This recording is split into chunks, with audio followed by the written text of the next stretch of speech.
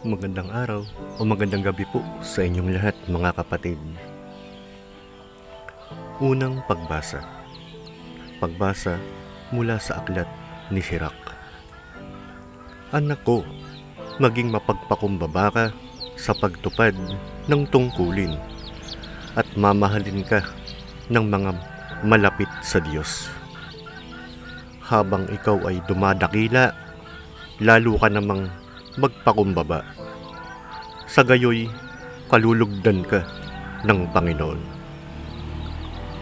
Huwag mong hangaring maunawaan ang mga bagay na lampas sa iyong kakayahan.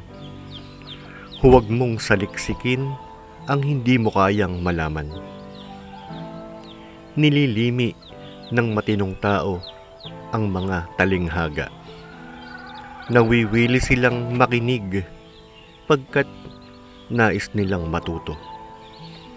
Kung ang tubig ay nakamamatay ng apoy, ang paglilimos ay nakapapawi ng kasalanan. Ang salita ng Diyos. Salamat sa Diyos. Salmong tugunan, ang atin pong itutugon.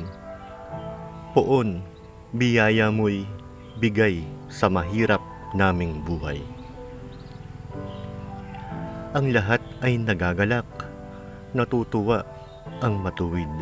Sa harapan nitong Diyos, galak nila'y di malirip. Awitan ang Panginoon, purihin ang kanyang ngalan. Ang pangalan niyang banal, magalak na papurihan. Poon, biyaya mo'y bigay sa mahirap naming buhay. Ang Diyos na naroroon sa tahanan niyang templo, tumitingin sa ulilat sanggalang ng mga balo. May tahanan siyang laan sa sinumang nalulungkot. Ang bilanggo'y hinahango upang sila ay malugod. Poon, biyaya mo'y bigay sa mahirap naming buhay.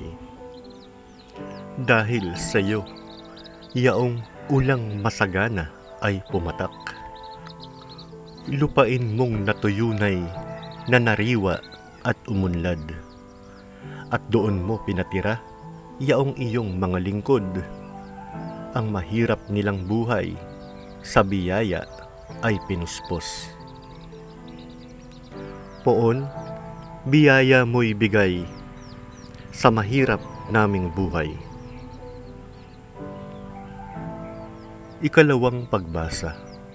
Pagbasa mula sa sulat sa mga Hebreo. Mga kapatid, hindi kayo lumapit gawa ng paglapit ng mga Israelita sa isang bundok na nakikita sa bundok ng Sinai na may nagliliyab na apoy, balot ng pusikit na kadiliman. May malakas na hangin, may tunog ng trompeta at tinig na nagsasalita. Nang ang tinig na ito'y marinig ng mga tao, isinamo nilang tumigil iyon ng pagsasalita sa kanila. Ang nilapitan ninyo'y ang bundok ng Siyon at ang lungsod ng Diyos na buhay, ang Jerusalem sa langit, na kinaroroonan ng di mabilang na anghel. Lumapit kayo sa masayang pagkakatipon ng mga ibinilang na panganay na nakatala sa langit.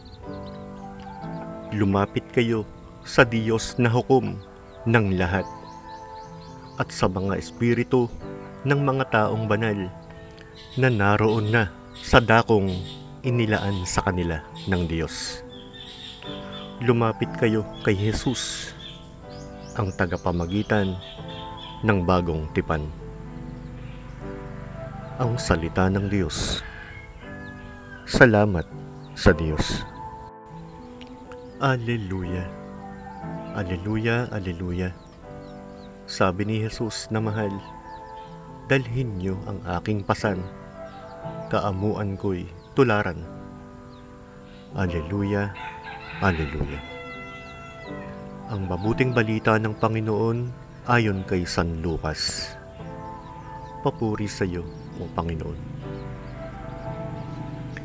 Isang araw ng pamamahinga, si Jesus ay inanyayahang kumain sa bahay ng isang pinuno ng mga Pariseo at binabantayan nilang mabuti ang kanyang mga kilos. Napansin ni Jesus na ang pinipili ng mga inanyayahan ay ang mga upuang nakalaan sa mga piling panauhin. Kaya't sinabi niya ang talinghagang ito. Kapag inanyayahan ka ninuman sa isang kasalan, huwag mong pipiliin ang tanging upuan. Baka may inanyayahang lalong tanyag kaysa iyo. At lalapit ang nag-anyaya sa inyong dalawa at sasabihin sa iyo, maaari bang ibigay ninyo ang upuang iyan sa taong ito? Sa gayoy mapapahiya ka at doon malalagay sa pinakaabang upuan. Ang mabuti, kapag naanyayahan ka, doon ka maupo sa pinakaabang upuan. Sapagkat paglapit ng nag-anyaya sa iyo ay kanyang sasabihin, kaibigan, dini ka sa kabisera. Sa gayon, nabigyan ka ng malaking karangalan sa harapan ng mga panauhin. Sapagkat ang nagpapakataas ay ibababa at ang nagpapakababa ay itataas. Sinabi naman ni Jesus sa nag-anyaya sa kanya, kapag naghahanda ka, huwag ang mga kaibigan mo, mga kapatid, mga kamag-anak, o mayayamang kapitbahay ang aanyayahan mo. Sapagkat aanyayahan ka rin nila, at sa gayoy, nagantihan ka. Kaya kung ikaw ay maghahanda ng isang malaking salo-salo, ang mga pulubi, mga pingkaw, mga pilay, at mga bulag ang anyayahan mo.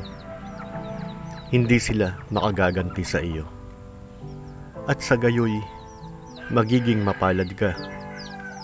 Gagantihan ka ng Diyos sa muling pagkabuhay ng mga banal.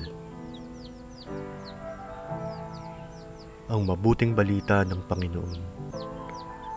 Pinupuri ka namin, Panginoong Hesukristo. Sa ngalan ng Ama, ng Anak at ng Espiritu Santo. Amen. Ama namin, sumasalangit ka, sambahin ang ngalan mo, mapasa amin ang kaharian mo. Sundin ang loob mo dito sa lupa para lang sa langit. Bigyan mo po kami ngayon ng aming kakanin sa araw-araw at patawarin mo kami sa aming mga sala para nang sa pagkapatawad namin sa nagkakasala sa amin. At huwag mo kaming ipahintulot sa tukso at iadya mo kami sa lahat ng masama. Amen. Sa ngalan ng Ama, ng Anak at ng Espiritu Santo. Amen. God bless po sa inyong lahat.